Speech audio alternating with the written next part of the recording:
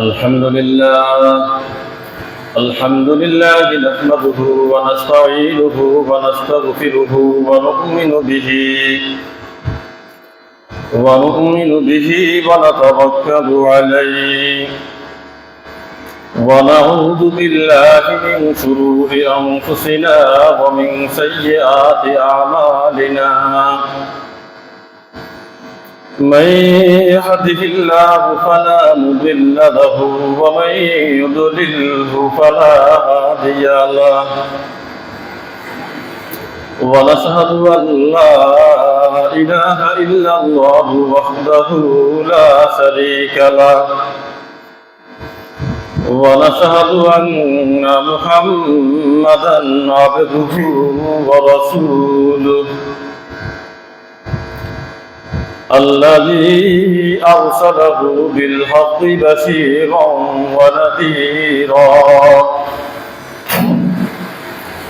وداعيا إلى الله بإذنه وسراجا منيرا أما بعد فقد قال الله تعالى في كلامه المجيد وفرقانه الحميد أعوذ بالله من الشيطان الرجيم بسم الله الرحمن الرحيم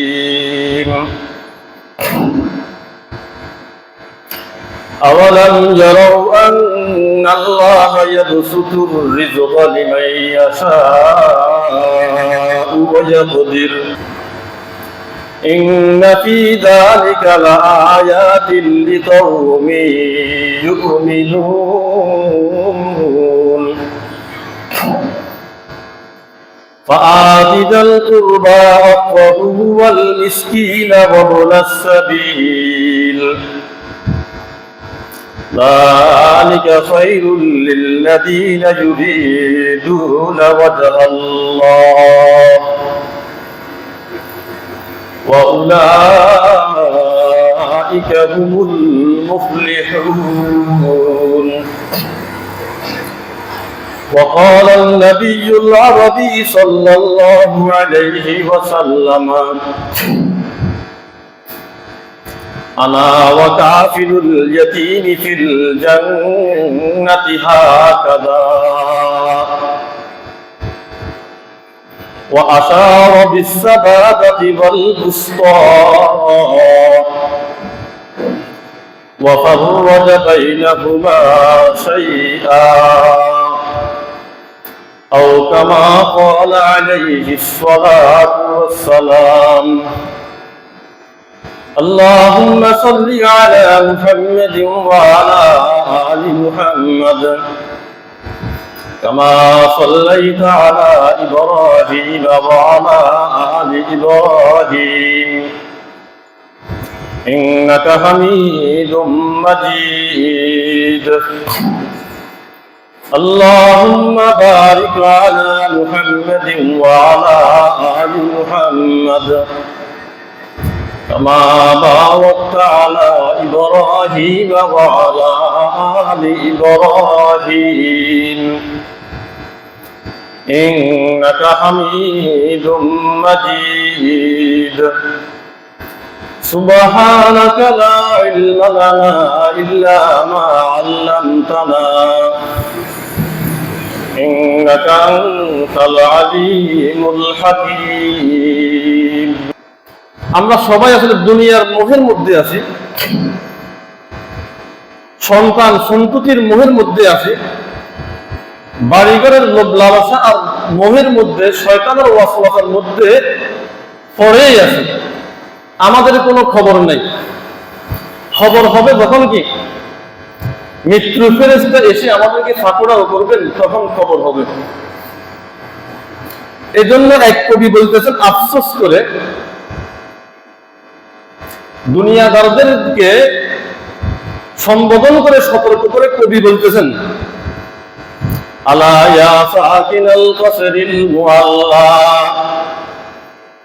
ستدفن عن قريب في التراب কবি বলতেছেন আলা ইয়া সাকিনাল কসরিল মুআল্লা, সাবধানতা অবলম্বন করো। দুনিয়ার সুউচ্চ বাড়িঘরের অধিবাসীরা, অট্টালিকার অধিবাসীরা শুনে রাখো আর সাবধানতা অবলম্বন করো।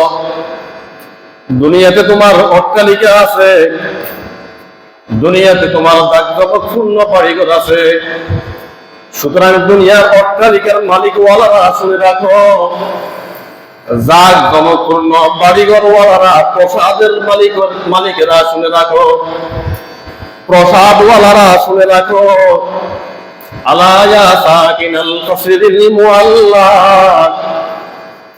সাতুদফানু আন করিবিন ফিত তুরাবি। তোমরা শুনে রাখো, দুনিয়ার রাজপ্রাসাদের মোহে করে তোমরা যারা বাড়ি করে বসে আছো, তোমরা সাবধান হয়ে যাও, তোমরা শুনে রাখো, সাতুদফানু আন করিবিন ফিত তুরাবি, তোমাকে অচিরেই অল্প সময়ের মধ্যেই, অচিরেই অতি শীঘ্রই তোমাকে মাটির মধ্যে কি করা হবে? সমাহিত করা হবে। অচিরেই তোমাকে মাটির মধ্যে কবরস্থ করা হবে, অচিরেই তোমাকে মাটির ভিতরে তোমাকে দাফন করা হবে। আল্লাহু আকবার বলেন না? কবির ভাষায় বলতেছেন, আলা ইয়া সাকিনাল কসরিল মুআল্লা সাতুদফানু আন করিবিন ফিত তুরাবি।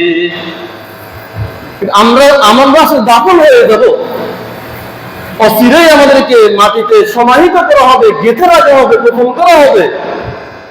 আমরা এখন সেটাকে ভুলে গেছি। যদি ভুলে না যেতাম, অন্তত জুমার দিন হইল ফি সাবিলিল্লাহ সরকারের জন্য কিছু সঞ্চয় করতাম, মসজিদে আসতাম। তারপরে বলতেছেন কবি, লাহু মালাকুন ইউনাদি কুল্লা ইয়াউমিন, লাহু মালাকুন ইউনাদি কুল্লা ইয়াউমিন। হে দুনিয়ার রাজপ্রাসাদওয়ালারা, তোমরা শুনে রাখো, তোমরা জেনে রাখো, তোমরা সাবধান হয়ে যাও। লাহু মালাকুন ইউনাদি কুল্লা ইয়াউমিন, তাকে তো একজন ফেরেশতা প্রতিদিন ডাকে, আহ্বান করে, কবরের জন্য ডাকে, কবরের দিকে ডাকে, কবরের দিকে আহ্বান করে। প্রতিদিন একজন ফেরেশতা আল্লাহ রাব্বুল আলামিনের পক্ষ থেকে নিয়োজিত আছেন। ওই ফেরেশতা প্রতিদিন আমাকে আপনাকে কবরের দিকে ডাকে, কবরের দিকে আহ্বান করে, আমাদেরকে মৃত্যুর দিকে ডাকে, মৃত্যুর দিকে আহ্বান করে। এজন্য কবি বলতেছেন, লাহু মালাকুন ইউনাদি কুল্লা ইয়াউমিন, প্রত্যেক দিনে তো তাকে ডাকা হয়, আহ্বান করা হয়। কবরের দিকে তাকে প্রতিদিন আহ্বান করা হয়, কবরের দিকে তাকে প্রতিদিন ডাকা হয়। মৃত্যুর জন্য তাকে প্রতিদিন আহ্বান করা হয়, মৃত্যুর জন্য তাকে প্রতিদিন ডাকা হয়। একজন ফেরেশতা নিয়োজিত আছেন, তিনি প্রতিদিন আপনাকে আমাকে মৃত্যুর জন্য আহ্বান করেন, কবরের জন্য আমাদেরকে আহ্বান করেন। লাহু মালাকুন ইউনাদি কুল্লা ইয়াউমিন লিদুলিল মাউতি ওয়া বুনুলিল খারাবি। আর কবি বলতেছেন, লিদুলিল মাউতি, তুমি মৃত্যুবরণ করেছো, তুমি জন্মগ্রহণ করেছো মৃত্যুবরণ করার জন্য, তুমি জন্মগ্রহণ করেছো মৃত্যুবরণ করার জন্য, বাঁচার জন্য তুমি জন্মগ্রহণ করো নাই। আল্লাহ বলেন না? কত সুন্দর ভাষা বলতেন। তোমার জন্মটাই কিসের জন্য? মৃত্যুর জন্য। তোমার জন্মটা কিসের জন্য? না, বাঁচার জন্য না। লিদুলিল মাউতি, লিদুলিল মাউতি ওয়া বুনুলিল খারাবি। কবি বলতেছেন, তোমার জন্মটাই তোমার মৃত্যুর জন্য, তুমি জন্মিয়েছো মৃত্যুবরণ করার জন্য।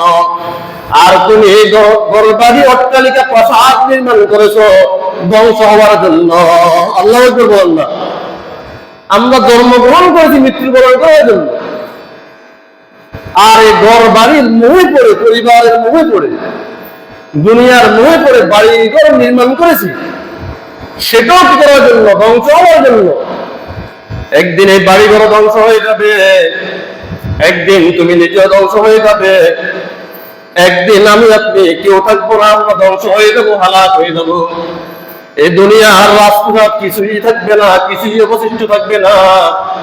শুধুমাত্র আল্লাহ রাব্বুল ইজ্জত ওয়াল জালাল ব্যতীত পৃথিবীতে আর কোনো কিছুই অবশিষ্ট থাকবে না। সুতরাং আমাদের জন্মটা মৃত্যু হওয়ার জন্য, আর আমাদের বাড়িঘরের লোভলালসা, বাড়িঘরের নির্মাণ, রাজপ্রাসাদ নির্মাণ, সেটাও ধ্বংস হওয়ার জন্য।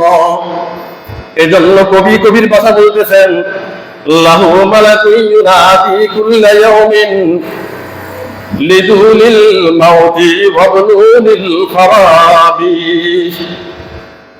তো আমরা চেষ্টা করব প্রতিদিন জুমার দিনে অন্তত আখিরাতের জন্য কিছু সময় ব্যয় করার জন্য চেষ্টা করব। তো গত জুমে আমরা যেখানে আলোচনা করেছিলাম পিতা মাতার হক সম্পর্কে, মা বাবার অধিকার সম্পর্কে, মা বাবার সম্পর্কে, আমরা সেখান থেকে আজকে আরো কিছু কথাবার্তা বলবো। সহিহ বুখারী এবং মুসলিম শরীফের মধ্যে উভয় হাদিস ব্যক্তা হাদিস প্রণেত একটি হাদিস নিয়ে এসেছেন।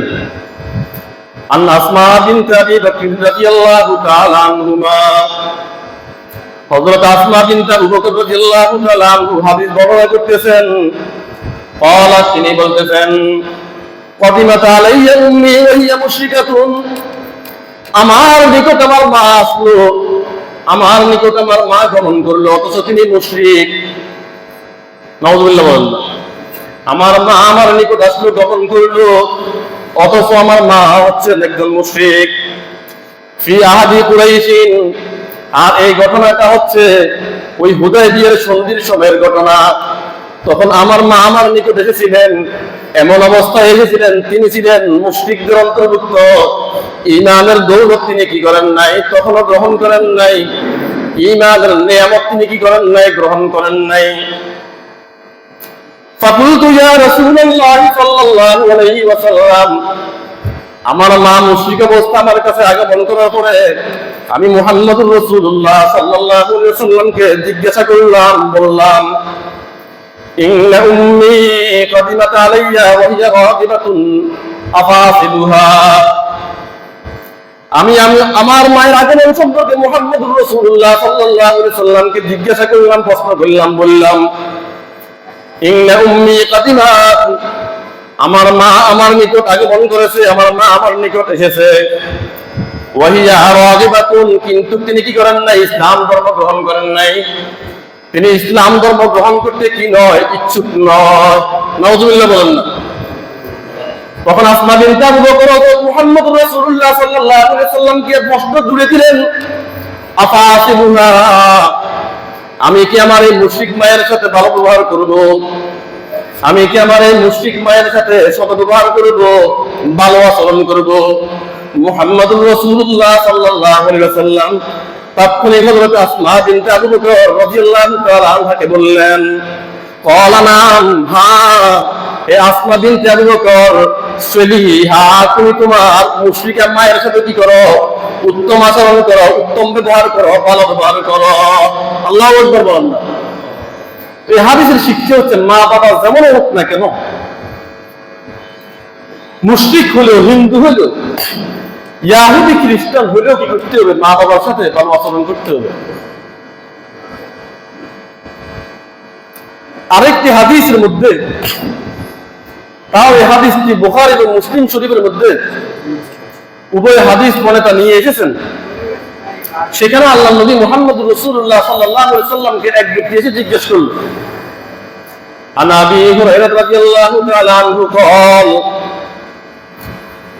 قال رجل يا رسول الله صلى الله عليه وسلم, হযরত আবু হুরায়রা রাদিয়াল্লাহু তাআলা থেকে হাদিস বর্ণিত, তিনি বলতেছেন, আন আবি হুরায়রা রাদিয়াল্লাহু তাআলা, হযরত আবু হুরায়রা রাদিয়াল্লাহু তাআলা বলেন, قال رجل, এক ব্যক্তি আল্লাহ রাসূল সাল্লাল্লাহু আলাইহি ওয়াসাল্লামকে জিজ্ঞেস করল, এক ব্যক্তি আল্লাহ রাসূলুল্লাহ সাল্লাল্লাহু আলাইহি ওয়াসাল্লামকে বলল,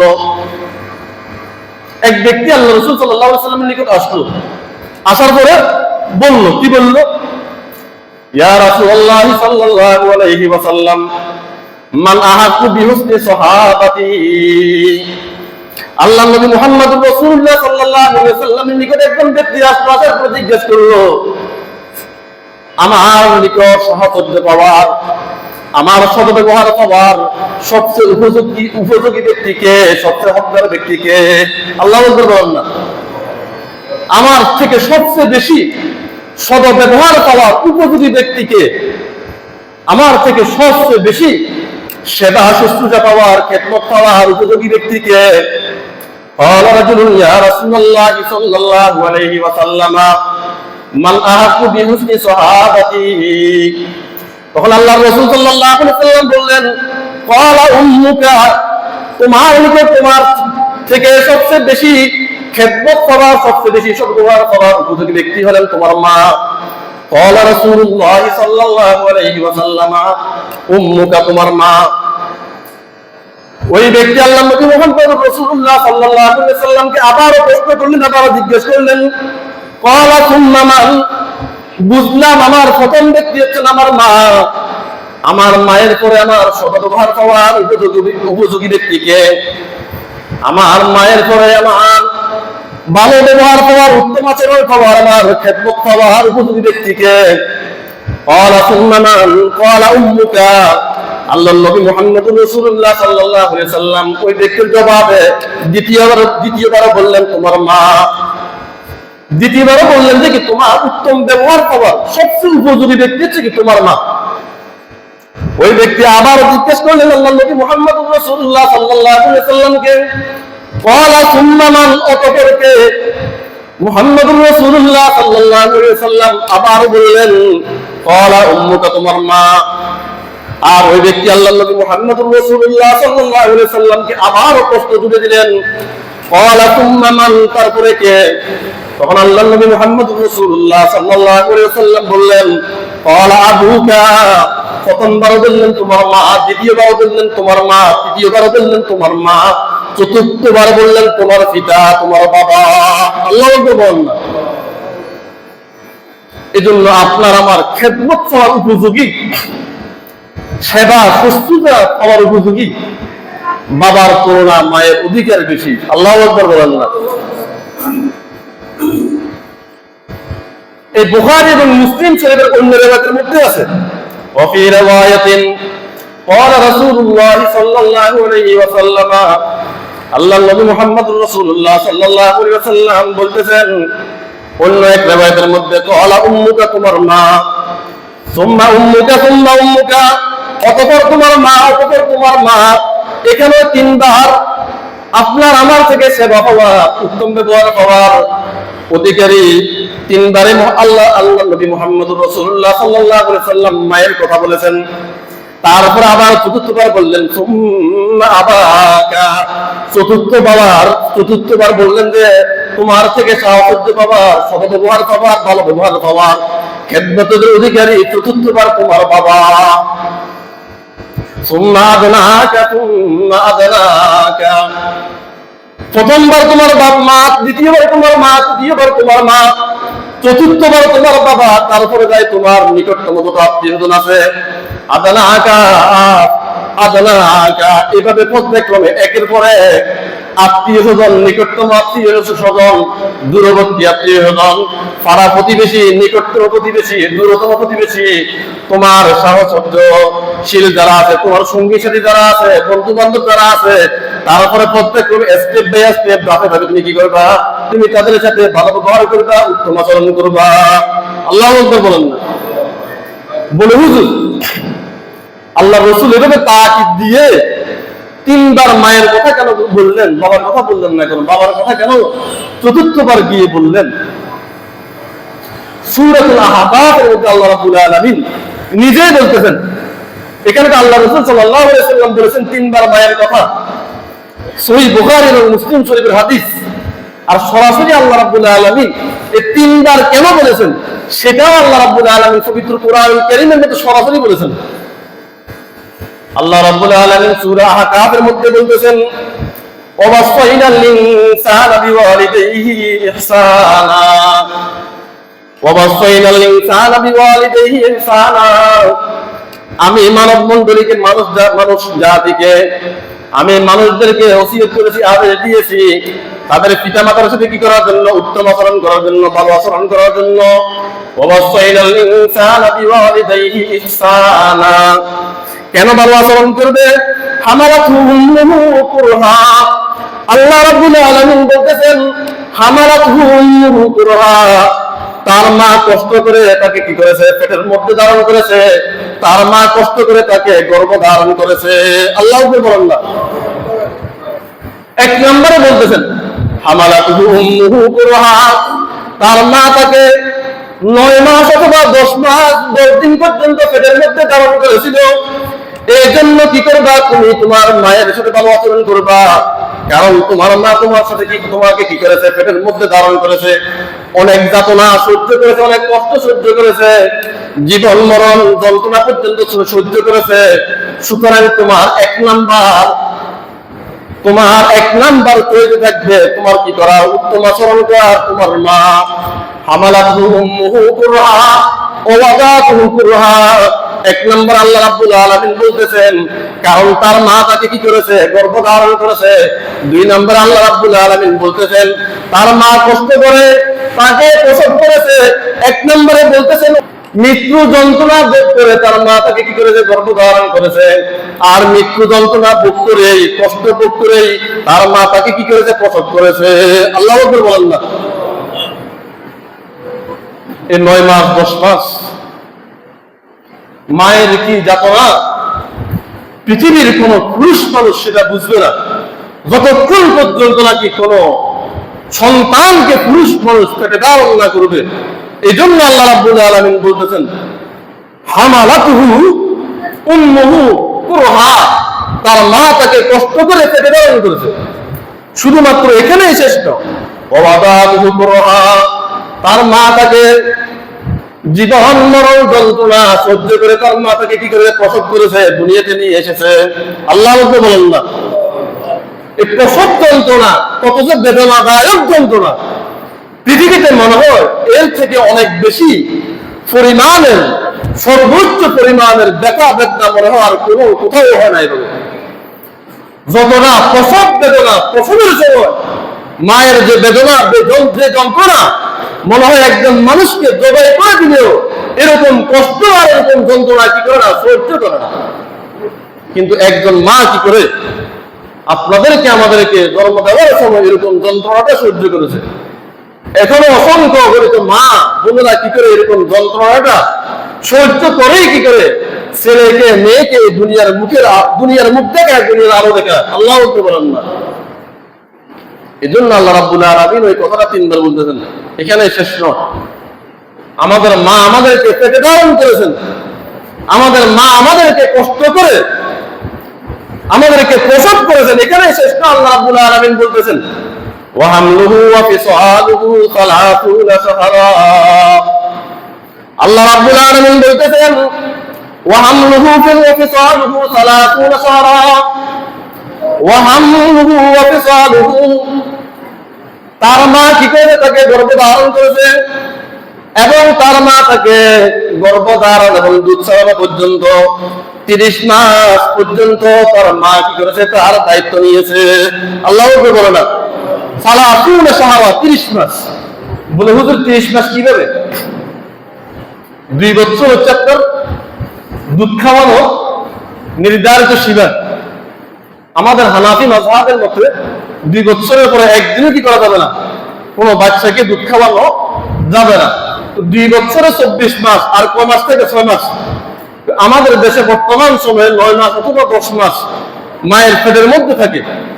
কিন্তু মুহাদ্দিসিনে কেরাম, মুফাসসিরিনে কেরাম কোরআন এবং হাদিসের নির্যাস হচ্ছে কোন মা যদি কি করে 6 মাস বয়সের 6 মাস পরেও কি করে একজন সন্তানকে পেট থেকে খালাস করে একজন সন্তান প্রসব করে তাকে কি করা যাবে না? ব্যভিচারিণী হিসেবে সাব্যস্ত করা যাবে না, তার সন্তানকে অবৈধ সন্তান বলা যাবে না। আল্লাহ বলেন না। এটা একটা মাসালা মনে রাখবেন। অনেক সময় এরকম হয় 6 মাস পরে বাচ্চা প্রসব করেছে, 7 মাস পরে বাচ্চা প্রসব করেছে, 6.5 মাস পরে বাচ্চা প্রসব করেছে। আমরা সেই বাচ্চাকে নিয়ে টানাটানি করি, টানাহিসড়া করি, মায়ের চরিত্র নিয়ে আমরা টানাহিসড়া করি। কিন্তু আল্লাহ রাব্বুল আলামিন এই আয়াতের মধ্যে বলতেছেন যে কি وحمله وفصاله 30 شهرا 30 মাস পর্যন্ত সময় কাটিয়েছে। কিভাবে কাটিয়েছে? 6 মাস গর্ভধারণের মাধ্যমে, আর 24 মাস ওই বাচ্চাকে, ওই ছেলেকে মেয়েকে কি করার মাধ্যমে? দুধ পান করানোর মাধ্যমে। আল্লাহু আকবার বলেন না। তারা মা আমাদেরকে গর্ভধারণ করেছে। এজন্য আমার সবচেয়ে বেশি সাহসর্য পাওয়ার উপযোগী ব্যক্তি প্রথমবার মা, দ্বিতীয়বার মা আমাকে প্রসব করেছে, এই জন্য দ্বিতীয়বার আমার মা, তৃতীয়বার আমার মা আমাকে 2 বছর পর্যন্ত বুকের দুধ পান করিয়েছে। আমাকে 2 বছর পর্যন্ত অনেক কষ্ট করে আমাকে লালন পালন করেছে। 6 মাস কিংবা 9 মাস কিংবা 10 মাস পর্যন্ত আমাকে গর্ভ ধারণ করেছে। এই জন্য আল্লাহ রাসূল সাল্লাল্লাহু আলাইহি ওয়াসাল্লাম ওই মায়ের অধিকারের কথা 3 বার বলেছেন। চতুর্থবার আল্লাহ রাসূল সাল্লাল্লাহু আলাইহি ওয়াসাল্লাম বাবার অধিকারের কথা বলেছেন, পিতার অধিকারের কথা বলেছেন। আল্লাহু আকবার বলেন না।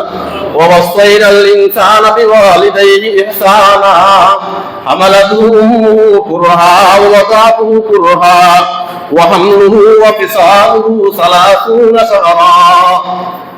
এজন্য আমরা কি করব? মায়ের প্রতি ইহসান করব। আর যাদের মা মারা গেছে, আমরা এই মায়ের জন্য বেশি বেশি দুরূদ করব, বেশি বেশি দুরূদ শরীফ পড়ব, বেশি বেশি মায়ের জন্য দোয়া করব, বেশি বেশি বাবার জন্য দোয়া করব, বেশি বেশি মায়ের জন্য দান করব, সাদাকা করব, বেশি বেশি আমরা মা বাবার জন্য ইসারে সওয়াবের জন্য আমরা কি করব? চেষ্টা করব। যখন যেখানে পান, একজন ভিক্ষুক আপনার কাছে হাত পেতেছে, আপনার মায়ের কথা মনে করে 10 টাকা দিয়ে দিবেন, আপনার বাবার কথা মনে করে 10 টাকা দিয়ে দিবেন। যে কোথাও যান, 2 টাকা পারেন, 5 টাকা পারেন, 10 টাকা পারেন, 50 টাকা পারেন, সামর্থ্য অনুযায়ী মা বাবার জন্য বেশি বেশি কি করবেন? সদকায়ে জারিয়া দান করবেন বেশি বেশি। আর মা বাবার জন্য কান্নাকাটি করে কি করবেন? দোয়া করবেন। এই মা বাবার কারণে আমরা এই পৃথিবীর আলো দেখেছি, এই দুনিয়ার আলো দেখেছি। কথা বলেন, কথা ঠিক কিনা? আমি আপনাদের সম্মুখে পবিত্র কুরআনুল কারীম থেকে 2টি আয়াত তেলাওয়াত করেছিলাম। আল্লাহ রাব্বুল আলামিন সূরা আর-রুমের মধ্যে বলতেছেন, আওয়ালাম ইয়ারাউ আন্নাল্লাহা ইয়াবসুতুর রিজকা লিমান ইয়াশাউ ওয়া ইয়াকদির ইন্না ফী যালিকা লাআয়াতিন লিকাওমিন ইউমিনুন। সূরা আর-রুমের 37 নম্বর আয়াতের মধ্যে আল্লাহ রাব্বুল আলামিন বলতেছেন, আওয়ালাম ইয়ারাউ আন্নাল্লাহা ইয়াবসুতুর রিজকা লিমান ইয়াশাউ ওয়া ইয়াকদির। তারা কি দেখে না, তারা কি লক্ষ্য করে না? আন্নাল্লাহা ইয়াবসুতুর রিজকা লিমান ইয়াশাউ ওয়া ইয়াকদির। আল্লাহ রাব্বুল আলামিন যাকে ইচ্ছা আল্লাহ রাব্বুল আলামিন কি করেন? রিজিক বৃদ্ধি করে দেন, রিজিক প্রশস্ত করে দেন। আর যাকে ইচ্ছা আল্লাহ রাব্বুল আলামিন রিজিকের সংকীর্ণতা দান করেন, যাকে ইচ্ছা আল্লাহ রাব্বুল আলামিন তাকে রিজিকটা কমিয়ে দেন। আল্লাহু আকবার বলেন না।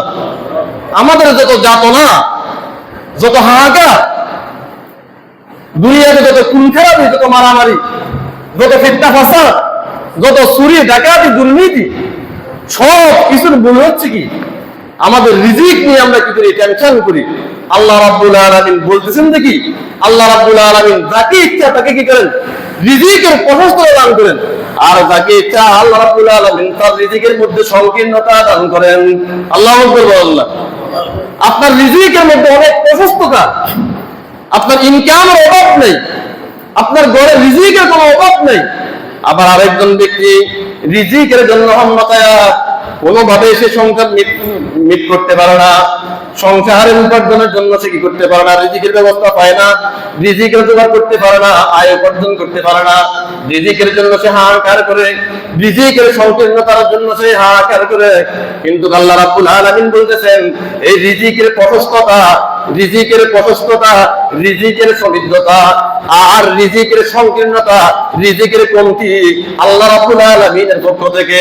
আল্লাহ রাব্বুল আলামিন যাকে পছন্দ করেন তার রিজিকটা বাড়িয়ে দেন, আর আল্লাহ রাব্বুল আলামিন যাকে পছন্দ করেন না তার রিজিকটা আল্লাহ রাব্বুল আলামিন কমিয়ে দেন। আল্লাহু আকবার বলেন না। আমাদের যত যাতনা, যত হাহাকার, যত ব্যস্ততা, যত দুনিয়ামুখী আমরা, সব কিছুর মূলে হচ্ছে কি? আমাদের রিজিক, আমাদের ইনকাম। আমার পরিবার কিভাবে চলবে, আমার সমাজ কিভাবে চলবে, আমার দিদি বাল বাচ্চা কিভাবে চলবে, এই জন্য আমরা কি 24 ঘন্টার মধ্যে 24 ঘন্টায় কি আমরা পেরেশানির মধ্যে ভুগি। আর আল্লাহ রাব্বুল আলামিন বলতেছেন, আওয়ালাম ইয়ারাউ আন্নাল্লাহা ইয়াবসুতুর রিজকা লিমান ইয়াশাউ ওয়া ইয়াকদির ইন্না ফী যালিকা লাআয়াতিন লিকাউমিন ইউমিনুন। এরপর আল্লাহ রাব্বুল আলামিন বলতেছেন, এই রিজিকের প্রশস্ততা আর এই রিজিকের সংকীর্ণতা যারা প্রকৃতপক্ষে ঈমানদার, যারা প্রকৃতপক্ষে আমার ঈমানদার বান্দা, আমার মুমিন বান্দা, আমি আল্লাহ রাব্বুল আলামিনের প্রতি আস্থা রেখে বিশ্বাস স্থাপন করে তাদের জন্য বড় ধরনের নিদর্শন। আল্লাহ বলেন না, তাদের জন্য বড় ধরনের নিদর্শন যে আমি কারো রিজিক বৃদ্ধি করে দিই, আবার কারো রিজিকের মধ্যে আমি কি সংকীর্ণতা দান করি। এটা কারো কামাই নয়, কেউ ইচ্ছা করলে কি করতে পারবে না, তার রিজিকের ফয়সালা করতে পারবে না যতক্ষণ নাকি আল্লাহ রাব্বুল আলামিন না চাইবেন। এখন রিজিক বৃদ্ধির জন্য আমাদেরকে কি করতে হবে? আল্লাহ রাব্বুল আলামিন পরবর্তী আয়াতের মধ্যে সে কথাও বলতেছেন, ফাআতিদাল কুরবা হাক্কাহু ওয়াল মিসকিন ওয়া ইবনাস সাবিল। আল্লাহু আকবার বলেন না, ফাআতিদাল কুরবা হাক্কাহু ওয়াল মিসকিন ওয়া ইবনাস সাবিল। এক নম্বরে তুমি আত্মীয়দের হক আদায়, তোমার রিজিকের মধ্যে সংকীর্ণতা থাকবে যদি তুমি কি করো, আত্মীয় হক আদায় করো, আত্মীয় হক গুলো যথাযথ আদায়ের ব্যবস্থা করো। তোমার ভাই আছে, তোমার বোন আছে, তোমার ফুফা আছে, ফুফি আছে, তারা যে তোমার সম্পত্তির মধ্যে যে ভাগটা পাবে, তাদের যে তোমার উপর যে অধিকার আছে, যে হকটা আছে, তুমি ওই হক গুলা কি করো, যথাযথ আদায় করো। দেখবা যে তোমার রিজিকের মধ্যে কি থাকবে না, কোনো প্রকারের অভাব থাকবে না, কোনো প্রকারের সংকীর্ণতা থাকবে না। এজন্য আল্লাহ রাব্বুল আলামিন বলতেছেন, ফাআতিদাল কুরবা হাক্কাহু, তোমরা তোমাদের আত্মীয়দের হক আদায় করো, যথাযথ আদায় করো। ওয়া ইবনাস সাবিল ওয়াল মাসাকিন, আর যারা অভাবগ্রস্ত আছে, দরিদ্র আছে, অনাথ মানুষ আছে, দিনে ইনকাম করে, দিনে রুজি করে, দিনেও কি করতে পারে না, সংসার চালাতে পারে না, মিটাতে পারে না, পুরা দিন কাজ করার পরও 2 কেজি চাউল নিয়ে ঘরে ঢুকতে পারে না, সে তার মৌলিক চাহিদা পূরণ করতে পারে না। তোমরা কি করো, তারও হক আদায় করো। আমরা তো মনে করি যে একজন বিপদে পড়ছে, গরিব মানুষ, ছেলের বিয়ে মেয়ের বিয়ে, মেয়ে বিয়ে দিতে পারতেছে না, আমি 5,000 টাকা দান করলাম, 10,000 টাকা দিলাম, 500 টাকা দিলাম, 1,000 টাকা দিলাম, মনে হয় যে এটা আমার দান, এটা আমার অনুকম্পা। আল্লাহ রাব্বুল আলামিন বলেন অনুকম্পা নয়, এটা ইয়াতীমের, এটা মিসকিনের অধিকার। ওই অধিকার তুমি কি করেছো, তাকে দিয়েছো। তোমার এটা মনে করার কোনো কারণ নাই যে তুমি কি করেছো, তাকে অনুকম্পা দেখাইছো, দয়া প্রদর্শন করছো। আল্লাহ রাব্বুল আলামিন বলতেছে কি, এই 5,000 টাকা দেওয়া, 10,000 টাকা দিয়ে সহযোগিতা করা, এটা মিসকিনের অধিকার, এটা ইয়াতীমের অধিকার। ফাআতিদাল কুরবা হাক্কাহু ওয়াল মিসকিন ওয়া ইবনাস সাবিল, নিকট আত্মীয়দের হক আদায় করো, মিসকিনদের হক আদায় করো। 3 নম্বর আল্লাহ রাব্বুল আলামিন বলতেছেন, ফকিরদের হক আদায় করো, মুসাফিরদের হক আদায় করো। একজন মুসাফির মানুষ ঢাকা থেকে আপনার এলাকায় এসেছে, আপনি তার সাথে ভালো ব্যবহার করবেন, পারলে তাকে কি করবেন, মেহমানদারি করবেন। একজন দিন মজুর মানুষ, খেটে খাওয়া মানুষ, বরিশাল থেকে এসেছে, রংপুর থেকে এসেছে, আপনাদের দেশে এসে কামলাবে আর কি। আল্লাহ রাব্বুল আলামিন বলতেছেন যে কি, এই মুসাফিরের সাথে, এই ফকিরের সাথে তুমি কি করো, ভালো ব্যবহার করো, তার হকটা যথাযথ আদায় করো। তোমার সাথে কথা হয়েছে, একদিন কাজ করলে কি 1,000 টাকা, 11 টাকা, 12 টাকা, তুমি তাকে রংপুরের মানুষ বলে, বরিশালের মানুষ বলে, এই বলে সেই বলে, তাকে তুমি 200 টাকা কম দিও না। সে 10 দিন কাজ করছে, তুমি 10 দিনের কাজের পরিবর্তে তাকে 8 দিনের বেতন দিও না। তুমি তাকে কি করো, যথাযথভাবে তার হকটা আদায় করো। আল্লাহ তো বলেন না, এটাই শান্তির ধর্ম, ইসলাম ধর্ম। একজন ফকিরের সাথে কেমন আচরণ করতে হবে, তার কি হক আছে, তার কি অধিকার আছে। আল্লাহ রাব্বুল আলামিন বলছেন কি, তোমরা ফকিরেরও কি করো, হক আছে তোমার কাছে, ওই ফকিরের, ওই মুসাফিরের হক আদায় করো। ফাআতিদাল কুরবা হাক্কাহু ওয়াল মিসকিন ওয়া ইবনাস সাবিল। শুধুমাত্র এখানে শেষ নয়, আমি গত 2 জুমার মধ্যে একটি আয়াত সূরাতুন নিসার 36 নম্বর আয়াত তেলাওয়াত করেছিলাম। সেখানেও আল্লাহ রাব্বুল আলামিন প্রতিবেশীর হক আদায়ের কথা বলতেছেন, ইয়াতীমের হক আদায়ের কথা বলতেছেন, প্রতিবেশীর সাথে ভালো আচরণ করার জন্য বলতেছেন, ইয়াতীমের সাথে ভালো আচরণ করার জন্য বলতেছেন, পিতা মাতার সাথে ভালো আচরণ করার জন্য বলতেছেন, আল্লাহ রাব্বুল আলামিনের সাথে শরীক বা অংশীদার না করার জন্য বলতেছেন। আল্লাহু আকবার বলেন না। ওয়াবুদুল্লাহ ওয়ালা তুশরিকু বিহি শাইআ। আল্লাহ রাব্বুল আলামিন সূরা নিসা 36 নম্বর আয়াতের মধ্যে বলতেছেন, ওয়াবুদুল্লাহ ওয়ালা তুশরিকু বিহি শাইআ। তোমরা আল্লাহ রাব্বুল আলামিনের ইবাদত করো, আল্লাহ রাব্বুল আলামিনের সাথে কোনো কিছুকে তোমরা কি করিও না, শরীক করিও না। ওয়াবিল ওয়ালিদাইনি ইহসানা। তারপর আল্লাহ রাব্বুল আলামিন বলতেছেন, তোমরা পিতামাতার সাথে ভালো ব্যবহার করো, ভালো আচরণ করো। ওয়াবিদিল কুরবা। তারপর আল্লাহ রাব্বুল আলামিন বলতেছেন, তুমি তোমার আত্মীয়-স্বজনের সাথে ভালো ব্যবহার করো, ভালো আচরণ করো, উত্তম ব্যবহার করো, উত্তম আচরণ করো। ওয়াল ইয়াতামা। তুমি ইয়াতীমের সাথে কি করো, ভালো আচরণ করো, ভালো ব্যবহার করো, উত্তম আচরণ করো। ওয়াল মাসাকিন। তুমি মিসকিনের সাথে, অভাবগ্রস্ত মানুষের সাথে, সাহায্য প্রার্থী মানুষের সাথে কি করো, ভালো আচরণ করো, ভালো ব্যবহার করো। ওয়াল জারিল কুরবা ওয়াল জারিল জুনুবি ওয়াস সাহিবি বিল জামবি। এরপর আল্লাহ রাব্বুল আলামিন বলতেছেন, ওয়াল জারিল কুরবা। যারা তোমার নিকটতম প্রতিবেশী। কোন মুফাসসিরিনে কেরাম বলতেছেন, নিকটতম প্রতিবেশী বলতে তোমার নিকটতম আত্মীয় যারা, তাদের সাথে তুমি কি করো, ভালো ব্যবহার করো। আল্লাহু আকবার বলেন না। নিকটতম প্রতিবেশী যারা, আপনার ঘরের পাশে ঘর, আপনার বাড়ির পাশে বাড়ি, আপনার গ্রামের পাশে গ্রাম, আপনার সমাজের পাশে সমাজ, এরাও কি আপনার নিকটতম প্রতিবেশী। আল্লাহ রাব্বুল আলামিন বলতেছেন যে তোমরা কি করো, এই নিকটতম প্রতিবেশী এদের সাথে তুমি কি করো, ভালো ব্যবহার করো। ওয়াল জারিল কুরবা ওয়াল জারিল জুনুবি। এরপর আল্লাহ রাব্বুল আলামিন বলতেছেন, নিকটতম প্রতিবেশীর সাথে তুমি ভালো আচরণ করবা, ভালো ব্যবহার করবা। সাথে সাথে দূরতম প্রতিবেশী যারা আছে তাদের সাথে তুমি কি করবা, ভালো ব্যবহার করবা, ভালো আচরণ করবা। আল্লাহ আকবার বলেন না। আমরা তো এখন প্রতিবেশীর হক আদায় করি না। প্রতিবেশী যদি আল্লাহর ওয়াস্তে আমরা একটু কথা বলতে বলি, প্রতিবেশী যদি কি আমার গায়ের জামার সাথে সমমানের না হয়, অর্থ সম্পদের সমমানের না হয়, বংশগত মাধ্যমের সমমানের না হয়, টাকা পয়সার গরমে সমমানের না হয়, আমরা কি করি না, প্রতিবেশীর সাথে উত্তম আচরণ করি না, ভালো ব্যবহার করি না। আল্লাহ রাব্বুল আলামিন বলতেছেন যে কি করো, তুমি আমার ইবাদত করো, আমাকে ছাড়া অন্য কারোর সাথে কি করিও না, শরীক করিও না। আমি আল্লাহ ব্যতীত অন্য কারো ইবাদত করিও না। তারপরে তুমি তোমার পিতামাতার সাথে ভালো ব্যবহার করো, তারপরে ইয়াতীমদের সাথে ভালো ব্যবহার করো, তারপরে মিসকিনদের সাথে ভালো ব্যবহার করো। তারপরে বলা হচ্ছে তোমার নিকটতম প্রতিবেশী যারা, তাদের সাথে ভালো ব্যবহার করো, তাদের সাথে তুমি কি করিও না, খারাপ ব্যবহার করিও না, খারাপ আচরণ করিও না, তাদেরকে ক্রিটিসাইজ করে কথাবার্তা বলিও না। আপনার বাড়ি হয়তো 10 তলা, আপনার বাড়িঘর হয়তো ডুপ্লেক্স বাড়ি, আপনার প্রতিবেশী হয়তো ডুপ্লেক্স বাড়ি নাই, ওইরকম অর্থ সম্পদ নাই, ওইরকম টাকাওয়ালা পয়সাওয়ালা নয়, গরিব, হত দরিদ্র, মিসকিন, একেবারে ইয়াতীম। তাই বলে আল্লাহ রাব্বুল আলামিন বলতেছেন, তার সাথে কি করা যাবে না, দুর্ব্যবহার করা যাবে না, খারাপ ব্যবহার করা যাবে না। তুমি তোমার প্রতিবেশীর সাথে কি করো, ভালো আচরণ করো। ওয়াল জারিল কুরবা ওয়াল জারিল জুনুবি। তোমার দূরতম প্রতিবেশীর সাথে তুমি ভালো ব্যবহার করো। ওয়াস সাহিবি বিল জামবি। আল্লাহ রাব্বুল আলামিন কত মহান, ইসলাম ধর্ম কত মহান একটু দেখেন। ওয়াস সাহিবি বিল জামবি।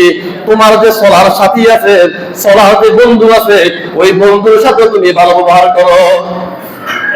আপনাদের এখান থেকে হয়তো কি সিলোনিয়া যাবেন, গাড়িতে উঠছেন, সিএনজিতে উঠছেন, আপনার পাশে আরো 2 জন বসছে অথবা 1 জন বসছে। আল্লাহ রাব্বুল আলামিন বলছেন যে কি, ওই লোকটাও কি তোমার চলার সাথী, খেলার সাথী, তুমি তার সাথে কি করো, ভালো ব্যবহার করো।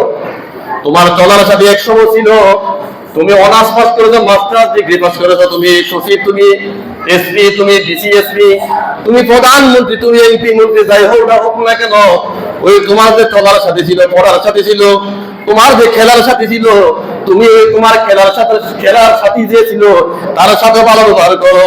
পড়ার সাথী যে ছিল তার সাথে ভালো ব্যবহার করো। একই নামাজ মসজিদের মধ্যে নামাজ আদায় করো, একই সমাজের মধ্যে বসবাস করো, ওই তোমার মসজিদের অধিবাসী তোমার সফের কাতার আগে ডানে বামে যে বসেছে তার সাথে তুমি কি করো? ভালো ব্যবহার করো, ভালো আচরণ করো। আল্লাহু আকবার বলেন না? আপনার আরো 30 বছর আগের খেলার সাথী, তার সাথে আপনাকে কি করতে হবে? ভালো ব্যবহার করতে হবে। 50 বছর আগের আপনার তোলার সাথী, তার সাথে ভালো ব্যবহার করতে হবে। বিমানে করে আমেরিকা যাচ্ছেন, হজে যাচ্ছেন, আপনার ডানে বামে আপনার সঙ্গী আছে, সাথী আছে। আল্লাহ রাব্বুল আলামিন বলছেন কি করো? তুমি তার সাথে উত্তম ব্যবহার করো, তার সাথে উত্তম আচরণ করো। তাকে তুমি কি করিও না? দুর্ব্যবহার করিও না।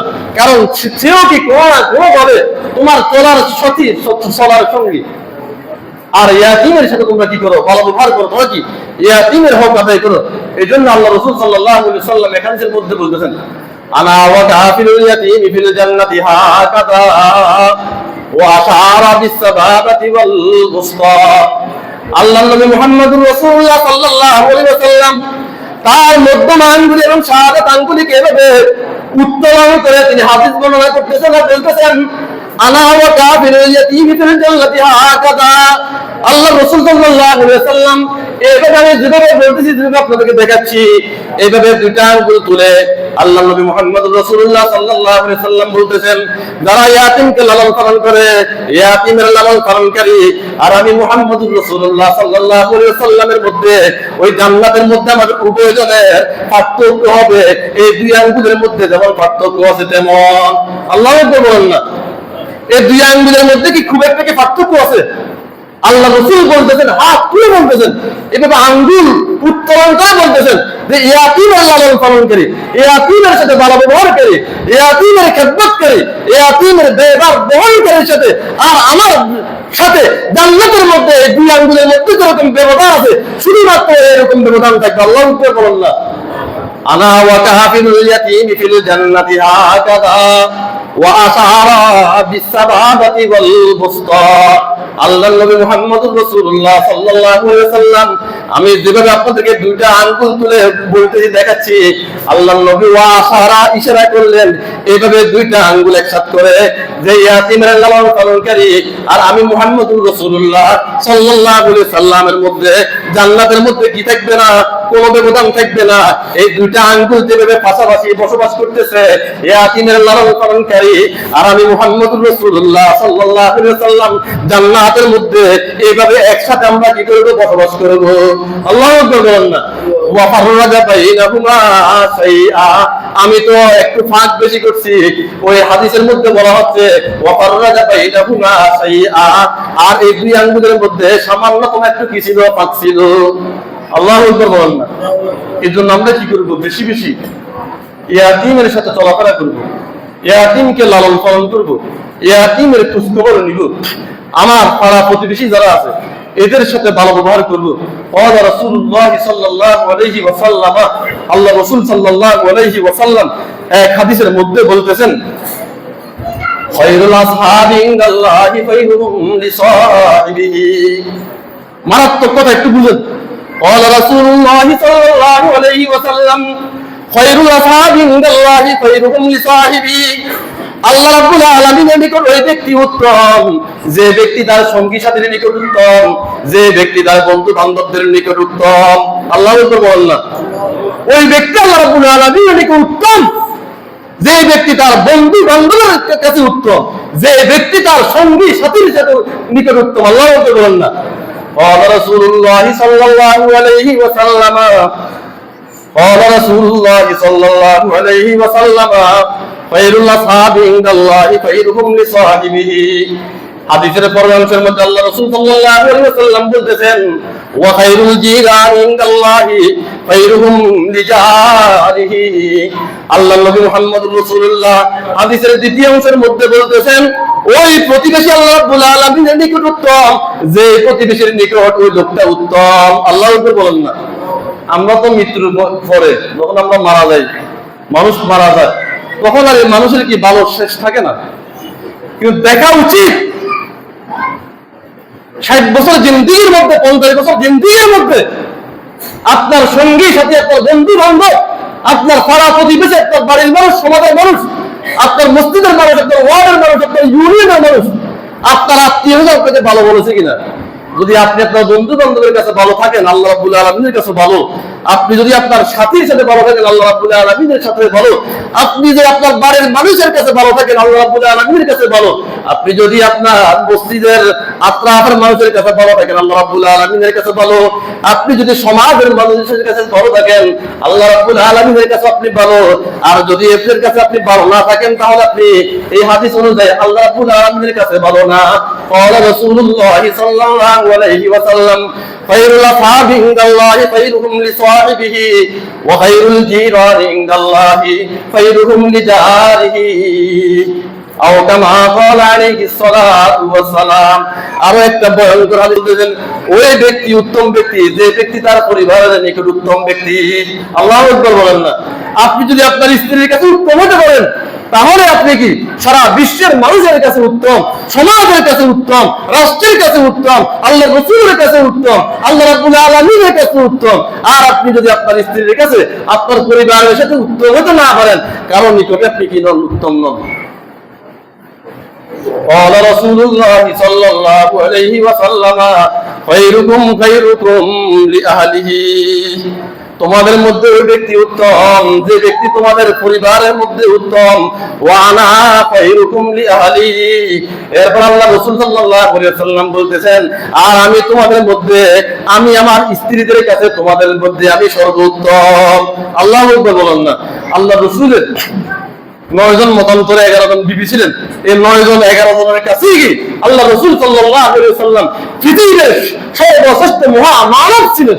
আল্লাহু আকবার বলেন না। এই জন্য আমাদেরকে কি করতে হবে? স্ত্রীর সাথে ভালো ব্যবহার করতে হবে, স্ত্রীর সাথে কি উত্তম আচরণ করতে হবে। আপনি যদি স্ত্রীর কাছে ভালো হন, তাহলে দুনিয়ার সবার কাছে ভালো। আর স্ত্রীর কাছে যদি আপনি কি হন? দাজ্জাল হয়ে থাকেন, দুনিয়ার সকলের কাছে আপনি দাজ্জাল। আল্লাহ রাব্বুল আলামিন আমাদেরকে প্রতিবেশীর হক আদায় করার, ইয়াতীম মিসকিনদের হক আদায় করার, আমাদের বন্ধু বান্ধবদের সাথে ভালো ব্যবহার করার তৌফিক দান করুন। আমরা সবাই আমিন। ওয়া আখিরু দাওয়ানা আলহামদুলিল্লাহ।